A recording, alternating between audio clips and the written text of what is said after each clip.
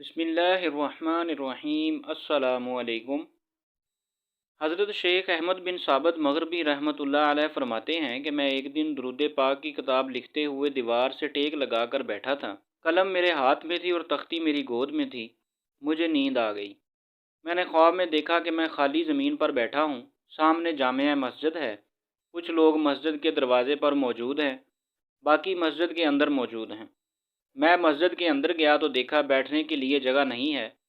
ایک آدمی نے مجھے اشارہ کیا، میں اس کے پاس بیٹھ گیا۔ میں نے اپنے دائیں طرف دیکھا تو ایک حسین و جمیل نوجوان تھا۔ میں نے اس سے نام پوچھا تو اس نے کہا میں اسرافیل ہوں۔ میں نے کہا مجھے کوئی مفید نصیحت فرمائیں۔ انہوں نے فرمایا دنیا کو چھوڑ دے، اللہ کی رضا حاصل ہوگی۔ میں نے واسطہ دے کر عرض کیا میں اسرائیل علیہ السلام کی زیارت کرنا چاہتا ہوں۔ فوراً ایک حسین و جمیل صاحب نے فرمایا میں اسرائیل علیہ السلام ہوں۔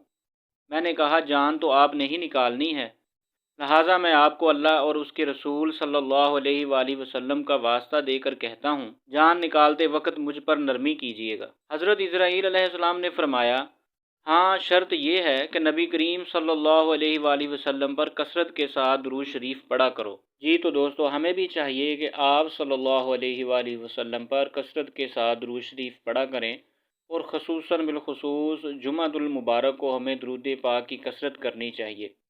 آپ کو یہ ویڈیو اچھی لگے تو پلیز چینل کو سبسکرائب کیجیے اور اس ویڈیو کو لائک اور شیئر کیجیے۔ شکریہ۔